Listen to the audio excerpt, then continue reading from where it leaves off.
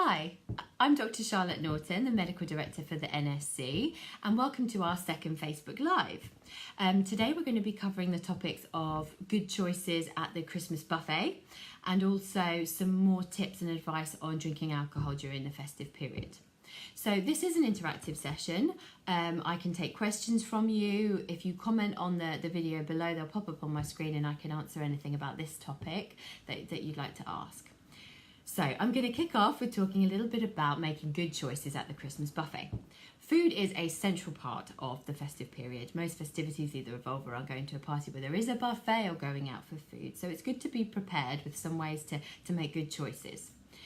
So the first thing to say is before you go to a buffet party, have something to eat a couple of hours before. Something light, a chicken or fish salad or some meat and vegetables, just to make sure that by the time you get there, you're not ravenous. And that can help you to make sure that you don't raid the buffet table and pick out lots of overindulgent treats that you wouldn't normally. Try not to stand next to the table. Usually there's a room where the table is, or even if it is in one room, station yourself a little bit away. That avoids those easy reach outs to the table and grabbing the little bits that you can end up eating mindlessly and not realise. When it comes to going up to the buffet table and making your choice, stand back a moment, have a look at the entire table and see all the options that are there. Often if we start at one end of the table piling our plate and by the time we get to the end we realise there are other things we would have enjoyed more, we end up with a plate full of food which often we end up eating. So have a look, see what is there, what you enjoy. Try not to pick things up for the sake of it if you don't normally eat them or you don't enjoy them. Pick things that are a nice treat or a little bit different and give yourself somewhere between 5 and 10 choices to pick and to enjoy.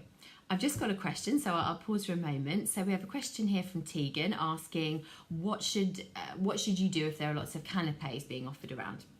So you've made your good choices, you've stood away from the buffet table, but somebody's still coming at you with a tray of bits and pieces to eat. So often we don't want to feel rude by saying no. A good tip, a good way to avoid this is to think about making sure your hands are filled. So maybe holding your glass in one hand, a plate or a napkin in the other. Your hands are physically full, which avoids you easily grabbing stuff from the canapé tray and allows you just to say no. So that's a good tip to avoid that.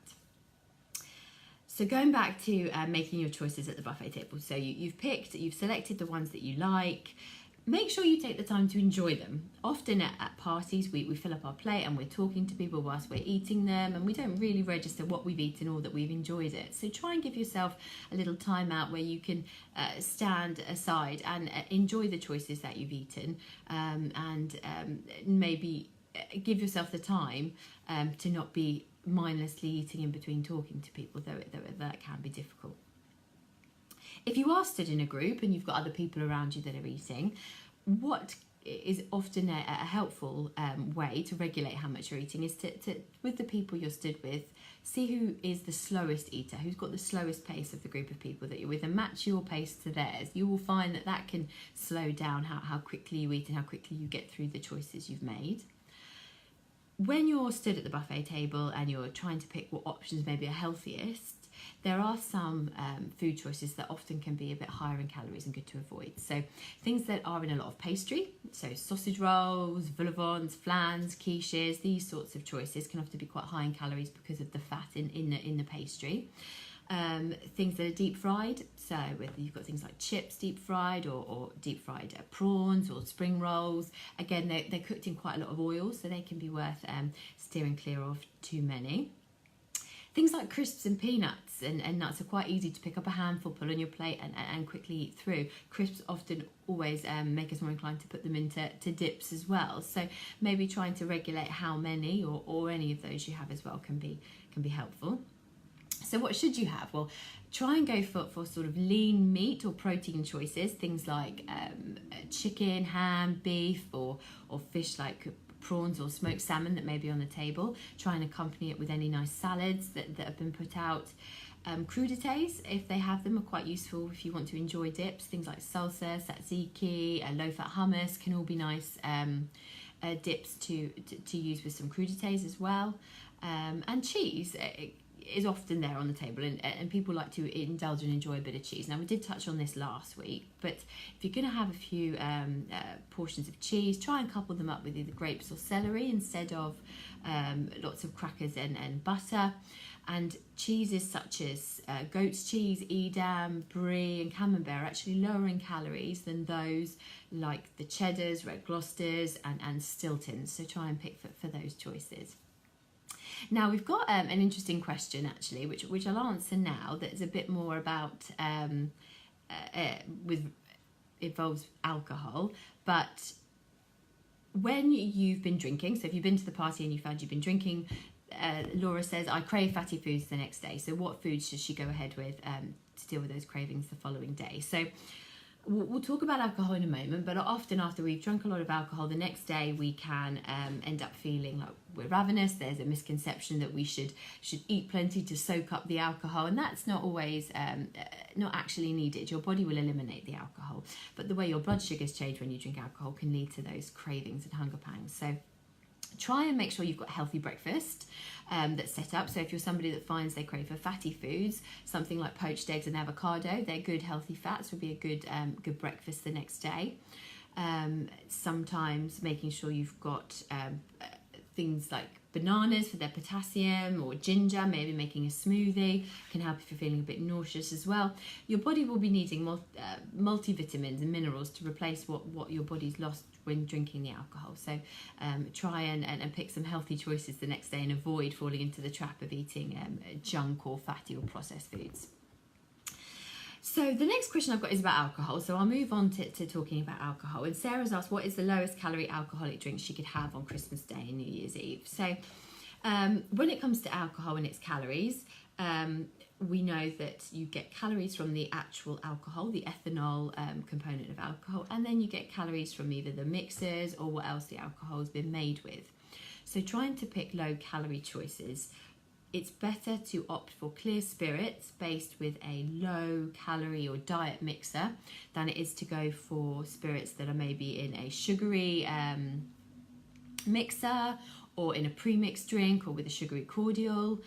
Wine, so going for more dry wines or sparkling wines can sometimes be less calories than sweeter wines or a more full-bodied red wine. And beers and ciders. A small bottle, sort of the 330ml bottle, is obviously less calories than going for a pint. So try and switch to those. We've got a question here actually from Tegan about drinking alcohol with our weight loss medication. So for all our patients that take our tablet form of appetite suppressing medication, it's not advised to drink alcohol when you've taken your medication. Those that are taking our other forms of medication are absolutely fine to drink with alcohol. There's no interaction.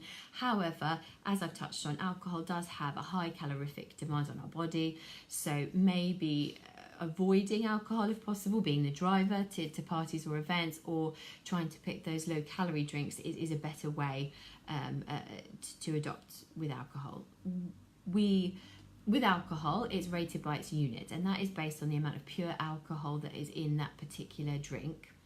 So we would recommend that nobody went above the 14 units per week recommendation, but we are aware that during the festive period, it's a part of how people socialise, and it can often be one of the hardest problems to face when you go out, is how to pick those better choices. So as I said, maybe opting for the clear spirits and low calorie mixers, smaller beers, avoiding sugary cocktails, going for drier wines than sweeter wines are probably your best choice. So I think I had one more question from Tegan, which was, will taking chromium help with buffet cravings? So chromium is one of the supplements that we offer to our patients here at the NSC. Chromium is a mineral as part of the vitamins and minerals we should have in our diet, and it helps to stabilise our blood sugars. By doing so, it can often help reduce people's sweet tooth cravings or hunger pangs that they get. Being on chromium and taking chromium as a daily supplement will absolutely help you control those sugary cravings and help you to make better choices when it comes to facing a buffet full of food. So I would encourage anybody to try using chromium to see if it can help them with that. So I think I've covered most of the questions that we've had today, and we've talked around our topics. So that's the end of today's Facebook Live. Please do tune in again next week at the same time for a further Facebook Live, and we will be sending out a blog tomorrow that covers all of the points that we've said here, so please have a look on our Facebook page for that. Thanks very much for tuning in.